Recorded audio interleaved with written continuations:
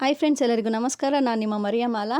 ಬನ್ನಿ ಇವತ್ತಿನ ದಿನ ಒಂದು ವಿಶೇಷವಾದ ಒಂದು ಕ್ರಾಫ್ಟ್ ವರ್ಕ್ನ ಮಾಡೋಣ. ಏನಂತಂದರೆ, ನಾನು ಈ ಕ್ರಾಫ್ಟ್ ವರ್ಕ್ನಲ್ಲಿ ಡಕ್ ಹೇಗೆ ಮಾಡೋದಂತೇಳಿ, ಬಾತ್ಕೋಳಿನ ಮಾಡೋದು ಹೇಗೆ ಅಂತೇಳಿ ನಿಮಗೆ ಸುಲಭ ರೀತಿಯಲ್ಲಿ ಹೇಳ್ಕೊಡ್ತೀನಿ. ನನ್ನ ಚಾನಲ್ ಮುಖಾಂತರ ನಿಮಗೆ ಎಷ್ಟೇ ಕಷ್ಟವಾದದ್ದು ಒಂದು ಕ್ರಾಫ್ಟ್ ವರ್ಕ್ ಇದ್ರೂ ಸುಲಭ ರೀತಿಯಲ್ಲಿ ಯಾವ ರೀತಿ ಮಾಡೋದಂತೇಳಿ ನಾನು ನಿಮಗೆ ನನ್ನ ವಿಡಿಯೋ ಮೂಲಕ ತೋರಿಸ್ಕೊಡ್ತಾ ಇದ್ದೀನಿ. ಬನ್ನಿ ಫ್ರೆಂಡ್ಸ್, ಈಗ ಡಕ್ ಮಾಡೋದಕ್ಕೆ ಫಸ್ಟ್ ನಾವೊಂದು ಪ್ಲೇಟ್ ಅದು ರೆಡಿ ಮಾಡ್ಕೊಳ್ಳೋಣ. ಕೇಕ್ ಪ್ಲೇಟ್ ತೊಗೊಂಡಿದ್ದೀನಿ ನಾನು. ಬ್ಯಾಕ್ ಸೈಡ್ ಅದನ್ನು ತಿರುಗಿಸ್ಕೊಂಡು ಅಲ್ಲಿ ನೀಟಾಗಿ ತುಂಬ ಚೆನ್ನಾಗಿ ಅದು ನಮಗೆ ಪೇಂಟ್ ಹಿಡಿಯುತ್ತೆ. ಅದರಿಂದ ಇಲ್ಲಿ ಹಾಕ್ಕೊಳ್ತಾ ಇದ್ದೀನಿ, ಈ ಸೈಡ್ ಹಾಕ್ಕೊಳ್ತಾ ಇದ್ದೀನಿ ನಾನು. ನೋಡಿ, ಈ ರೀತಿ ಫುಲ್ ಪೇಂಟ್ ಮಾಡಿಕೊಂಡು ನಾವೇನು ಮಾಡಬೇಕು ಅಂತಂದರೆ ಅದು ನೀಟಾಗಿ ಕಾಣಿಸುತ್ತೆ. ಅದು ಮಾಡಿ ನಾವು ಟಿಶ್ಯೂ ಪೇಪರ್ ಮತ್ತು ಕ್ಲೇ ಯೂಸ್ ಮಾಡಿ ನಾವು ಏನು ಮಾಡೋಣ ಅಂತಂದರೆ ನಾವು ಬಾತ್ಕೋಳಿನ ಮಾಡೋಣ. ಅದೆಷ್ಟು ಚೆನ್ನಾಗಿರುತ್ತೆ ಅಂತೇಳಿ ನೀವೇ ನೋಡುವಂತೆ. ಬನ್ನಿ, ಈಗ ಒಂದು ಸಣ್ಣದಾದ ಒಂದು ಹೆಲ್ತ್ ಟಿಪ್ಸ್ನ ಹೇಳೋದಕ್ಕೆ ನಾನು ಇಷ್ಟಪಡ್ತೀನಿ. ಏನಂತಂದರೆ, ಈಗ ತುಂಬ ಸೆಕೆಗಾಲ. ಈ ಸೆಕೆಗಾಲದಲ್ಲಿ ಏನು ಮಾಡಬೇಕು ಅಂತೇಳಿ ಎಲ್ಲರೂ ಪರದಾಡ್ತಾ ಇರ್ತಾರೆ. ಸೊ ಅದರಿಂದ ಏನು ಮಾಡಿ ಅಂತಂತಂದರೆ, ಸೆಕೆಗಾಲ ನಿವಾರಣೆ ಆಗಬೇಕಂತಂದರೆ ನೀರು, ತಂಪಾದ ಪಾನೀಯನ ಕುಡಿಯೋದಕ್ಕೆ ತುಂಬಾ ಇಷ್ಟಪಡ್ತಾರೆ. ನಾನು ಹಿಂದಿನ ವೀಡಿಯೋದಲ್ಲಿ ಹೇಳಿದ್ದೀನಿ, ಫ್ರಿಡ್ಜ್ ವಾಟರ್ ಮಾತ್ರ ತಗೊಳ್ಳೋದಕ್ಕೆ ಹೋಗಬೇಡಿ. ನೀರನ್ನ ಚೆನ್ನಾಗಿ ಕುದಿಸಿ ಆ ನೀರನ್ನೇ ಎತ್ತಿಡಿ, ಅದೇ ತಂಪಗಾಗುತ್ತೆ. ಆ ಒಂದು ತಂಪು ನೀರನ್ನೇ ಕುಡೀರಿ. ಯಾಕಂದರೆ ನಾವು ಎಷ್ಟೇ ನಾವು ಹುಷಾರಾಗಿ ಹೇಗೆ ನಾವಿದ್ರೂ ನಮಗೆ ಆರೋಗ್ಯ ಕೆಡ್ತಾ ಇದೆ. ಅದರಿಂದ ನಮ್ಮ ಆರೋಗ್ಯನ ನಾವೇ ಹುಷಾರಾಗಿ ನೋಡ್ಕೊಳ್ಬೇಕು. ಅದರಿಂದ ನೀವು ಈ ನೀರು ಸೇವನೆ ಮಾಡೋದ್ರಲ್ಲಿ ಮತ್ತು ಆಹಾರ ಸೇವನೆ ಮಾಡೋದ್ರಲ್ಲಿ, ಈಗ ಬರ್ತಾ ಇರ್ತಂಥದ್ದು ಸೆಕೆಗಾಲ ಇರೋದ್ರಿಂದ ತುಂಬ ಹೊರಗಡೆ ಪದಾರ್ಥನ ಏನೂ ತಿನ್ನೋದಕ್ಕೆ ಹೋಗಬೇಡಿ. ಎಲ್ಲರಿಗೂ ಸಹ ಹೇಳೋದು, ಇದೊಂದು ಸಣ್ಣದಾದ ಮಾಹಿತಿ. ಇದೇನು ಮಾಮೂಲಿ ಹೇಳ್ತಿದ್ದಾರಲ್ಲ ಅನ್ಕೋಬೋದು, ಆದರೆ ನಿಮ್ಮ ಜೀವಿತಕ್ಕೆ, ಎಲ್ಲರ ಜೀವಿತಕ್ಕೂ ಅಳವಡಿಸ್ತಕ್ಕಂಥ ಒಂದು ವಿಷಯ ಅಂತಂದರೆ ಇದು. ಹೊರಗಿನ ಆಹಾರ ತಿನ್ನೋದಕ್ಕಿಂತ ಮನೆಯಲ್ಲೇ ಎಷ್ಟಾಗುತ್ತೆ ಅಷ್ಟು ವಿಧ ವಿಧವಾದ ಆಹಾರಗಳನ್ನ ನಿಮ್ಗೆ ಏನು ಬೇಕು ಅದನ್ನು ಮಾಡ್ಕೊಂಡು ನೀವೇ ತಿನ್ಬೋದು. ಎಣ್ಣೆಲಿ ಕರೆದಿದ್ದನ್ನ ಕಮ್ಮಿ ಮಾಡಿ, ಆರೋಗ್ಯವಾಗಿರ್ತಕ್ಕಂಥದ್ದನ್ನ ಸೊಪ್ಪು ತರಕಾರಿ ಏನಿರುತ್ತೆ ಅದರಲ್ಲಿ ವೆರೈಟಿ ಏನು ಬೇಕೋ ಅದನ್ನು ಮಾಡ್ಕೊಂಡು ನೀವು ತಿನ್ಬೋದು ಅಂತೇಳಿ ನಾನು ನಿಮಗೆ ಮಾಹಿತಿ ನೀಡ್ತಾ ಇದ್ದೀನಿ. ಹೊರಗಿನ ಜ್ಯೂಸ್ ಕುಡಿಯೋದಕ್ಕಿಂತ ಮನೆಯಲ್ಲೇ ಜ್ಯೂಸ್ ಮಾಡಿ ಇಟ್ಕೊಂಡು, ಹಣ್ಣು ಹಂಪಲದ ಜ್ಯೂಸ್ ಮಾಡಿ ಇಟ್ಕೊಂಡು ಕುಡಿಯೋದು ತುಂಬಾ ಒಳ್ಳೆಯದು ಫ್ರೆಂಡ್ಸ್. ಇದೊಂದು ಮಾಮೂಲಿ ಟಿಪ್ಸ್ ಅಂತಾದ್ರೂ ಈ ಒಂದು ಸಣ್ಣ ಮಾಹಿತಿನ ನೀವು ಇದನ್ನು ನಿಮ್ಮ ಜೀವಿತಕ್ಕೆ ಅಳವಡಿಸ್ಕೊಳ್ಳಿ, ಇದನ್ನು ನೀವು ನೆರವೇರಿಸ್ಕೊಂಡು ಹೋಗಿ ಅಂತೇಳಿ, ಇದನ್ನು ಮಾಡಿ ಅಂತೇಳಿ ನಾನು ನಿಮಗೆ ರಿಕ್ವೆಸ್ಟ್ ಮಾಡ್ತಾ ಇದ್ದೀನಿ. ಬನ್ನಿ ಫ್ರೆಂಡ್ಸ್, ಈಗ ನೋಡಿ, ನಾನು ಫುಲ್ ಪ್ಲೇಟ್ಗೆ ನಾನು ಏನು ಮಾಡಿದ್ದೀನಿ, ಪೇಂಟ್ ಮಾಡಿ ಆಗಿದೆ. ಸ್ಮಾಲ್ ಬೆಂಡ್ ಯೂಸ್ ಮಾಡಿ ನಾನು ಏನು ಮಾಡ್ತಿದ್ದೀನಿ, ಅದು ಸ್ಟೋನ್ ಥರ ಮಾಡ್ಕೊಳ್ತಾ ಇದ್ದೀನಿ. ಅದನ್ನು ನಾನು ಫೆವಿಕಾಲ್ ಹಾಕಿ ಅಂಟಿಸ್ಕೊಂಡು ಆದಮೇಲೆ ಈಗ ಏನು ಮಾಡ್ತಿದ್ದೀನಿ, ಅದ್ರ ಮೇಲೆ ನಾನು ಪೇಂಟ್ ಮಾಡ್ಕೊಳ್ತಾ ಇದ್ದೀನಿ. ಅದು ನೀಟಾಗಿ ವೈಟಾಗೇ ಇದೆ, ಚೆನ್ನಾಗಿ ಕಾಣಿಸೋದಿಲ್ಲ ಅಂತೇಳಿ ಅದು ನಾನು ಬ್ಲೂ ಹಾಕಿ ಆಮೇಲಿಂದ ಸ್ವಲ್ಪ ಗ್ರೇ ಕಲರ್ನ ಅದ್ರ ಮೇಲೆ ಶೇಡ್ ಕೊಡ್ತಾ ಇದ್ದೀನಿ. ಯಾಕಂದರೆ ಸ್ವಲ್ಪ ಬ್ಲ್ಯಾಕ್ ಕಲರು ಸ್ಟೋನ್ ಇದ್ರ ಥರ ಕಾಣಿಸ್ಲಿ ಅಂತೇಳಿ. ಇದಾದಮೇಲೆ ನಾವು ಏನು ಮಾಡೋಣ ಅಂತಂದರೆ, ನೋಡಿ, ಈಗ ನಾನು ಕ್ಲೇ ತೊಗೊಂಡಿದ್ದೀನಿ, ವೈಟ್ ಕಲರ್ ಕ್ಲೇ. ಏನಕ್ಕೆ ಅಂದರೆ ಡಕ್ ಬಂದು ವೈಟ್ ಕಲರೇ ಇರೋದು. ಸೊ ಅದರದ್ದು ಮೈಯೂ ಸಹ ಏನಿರುತ್ತೆ ವೈಟ್ ಇರುತ್ತೆ, ಮತ್ತು ಅದ್ರದ್ದು ಗರಿಗಳು ಸಹ ಇದು ವೈಟಾಗೇ ಇರುತ್ತೆ. ಅದನ್ನು ಮಾಡ್ಕೊಳ್ಳೋಣ ಬನ್ನಿ. ಈ ರೀತಿ ನಾನು 2 ಮಾಡಿಟ್ಕೊಳ್ತೀನಿ. ಒಂದೇ ಸಲ ನಾವು 2 ಡಕ್ಕನ್ನು ಆ ಕಡೆ ಈ ಕಡೆ ನಾವು ಮಾಡೋಣ.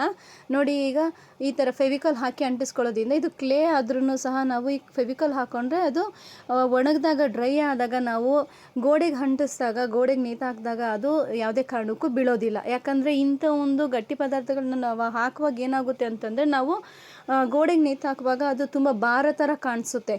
ಆ ಭಾರ ಥರ ಕಾಣಿಸಿದಾಗ ನಾವು ಹಾಕುವಾಗಲೇ ನೀಟಾಗಿ ನಾವು ಅದನ್ನು ಅಂಟಿಸಿದ್ರೆ ಅದು ಸ್ಟಿಫಾಗಿ ಕೂರುತ್ತೆ, ಯಾವುದೇ ಕಾರಣಕ್ಕೂ ಇದಾಗಲ್ಲ. ಈಗ ನಾವು ರೆಡಿ ಮಾಡ್ಕೊಳ್ಳೋಣ. ಟಿಶ್ಯೂ ಪೇಪರ್ ತೊಗೊಂಡು ನಾನು ಸಣ್ಣದಾಗಿ ಕಟ್ ಮಾಡ್ಕೊಳ್ತಾ ಇದ್ದೀನಿ. ನೀವೇ ನೋಡ್ತಾ ಇದ್ದೀರಾ. ಈಗ ನೋಡಿ, ಈಗ ಎಲ್ಲರೂ ನಾನು ಕಟ್ ಮಾಡಿ ಇಟ್ಕೊಂಡಿದ್ದೀನಿ. ಈಗ ಫ್ಲಿಕ್ಕರ್ ತೊಗೊಂಡು ಅದು ನಾವೇನು ಮಾಡಬೇಕು ಅಂತಂದರೆ, ಆ ಇಡೀ ಮೇಲ್ಗಡೆ ಹಿಡಿದು ಮಧ್ಯದಲ್ಲಿ ಅದನ್ನ ಹಿಂಗೆ ಚುಚ್ಚಬೇಕು. ನೋಡಿ, ಅಷ್ಟು ನೀಟಾಗಿ ನಾವು ಚುಚ್ತಾ ಬಂದರೆ ಅದ್ರದ್ದು ಮೈ ತುಂಬ ಅದು ಹೇಗೆ ಅದು ಗರಿ ಇರುತ್ತೋ ಅದು ಫುಲ್ಲು ಫಿಲ್ ಆಗುತ್ತೆ. ನಾವು ಹಾಗಾಗಿ ಚುಚ್ಚೋದಕ್ಕಿಂತ ಮಧ್ಯದಲ್ಲಿ ನಾವು ಹಿಡಿಬೇಕು. ನೋಡಿ, ಮಧ್ಯದಲ್ಲಿ ಹಿಡಿದು ನಾವು ಹಂಗೆ ಚುಚ್ಚಿದ್ರೆ ಅದು ಒಳಗಡೆ ಏನಕ್ಕೆ ಹೋಗ್ತಾ ಇದೆ ಅಂದರೆ, ನಾವು ಕ್ಲೇ ಇಟ್ಟಿರೋದ್ರಿಂದ ನೀಟಾಗಿ ಹೋಗಿ ಕೂತ್ಕೊಳ್ಳುತ್ತೆ, ಅದು ಕಚ್ಕೊಳ್ಳುತ್ತೆ, ಅದು ಯಾವುದೇ ಕಾರಣಕ್ಕೂ ಕಿತ್ತು ಬರೋದಿಲ್ಲ. ಕೆಳಗಡೆನೂ ಸಹ ಅದು ಒಣಗಿದಾಗ ಸ್ಟಿಫ್ ಆಗಿರುತ್ತೆ. ಈಗ ನೀವು ಅಂಟಿಸೋದೂ ಸಹ ತುಂಬ ಸ್ಟಿಫ್ ಆಗಿರುತ್ತೆ. ಈ ರೀತಿ ನೀವು ಐಡಿಯಾನ ಯೂಸ್ ಮಾಡಿ ನೀವು ಈ ಕ್ರಾಫ್ಟ್ ವರ್ಕ್ ಮಾಡ್ಬೋದು ಅಂಥೇಳಿ ನಾನು ನಿಮಗೆ ತಿಳಿಸ್ಕೊಡ್ತಾ ಇದ್ದೀನಿ. ನೋಡಿ, ನೀಟಾಗಿ ಹಾಕ್ಬೋದು ನಾವು. ಕೆಳಗಡೆ ಎಲ್ಲ ಸ್ವಲ್ಪ ಕೂಡ ನಮಗೆ ಏನು ಕ್ಲೇ ಕಾಣಿಸೋಂಗೆ ಇರೋದಿಲ್ಲ. ಆ ರೀತಿ ನಾವು ಹಾಕಿ ನೀಟಾಗಿ ಅದನ್ನು ನಾವು ರೆಡಿ ಮಾಡ್ಬೋದು ಫ್ರೆಂಡ್ಸ್. ಈಗ ನೋಡ್ಕೊಳ್ತಾ ಇದ್ದೀರಾ ನೀವು. ನೋಡಿ, ಎಷ್ಟೇ ಇದು ಮಾಡಿದ್ರೂ ಅದೇನು ಅಕ್ವಾಡಾಗಿ ಕಾಣಿಸೋದಿಲ್ಲ, ತುಂಬಾ ಚೆಂದಾಗಿ ಸುಂದರವಾಗಿ ಕಾಣಿಸುತ್ತೆ ಫ್ರೆಂಡ್ಸ್.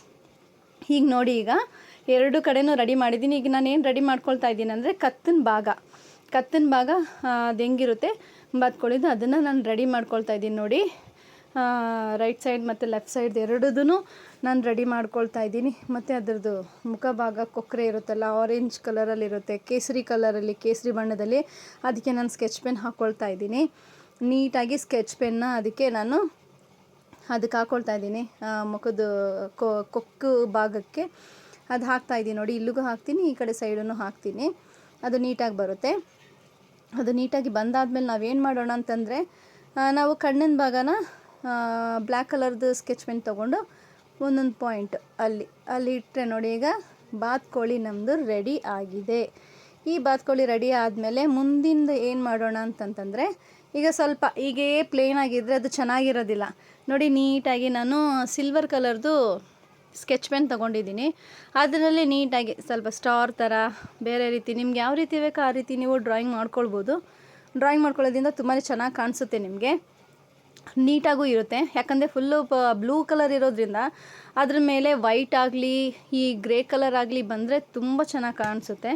ಕಾಂಟ್ರಾಸ್ಟ್ ಕಲರ್ ಇದ್ರೇ ತುಂಬ ಚೆಂದ.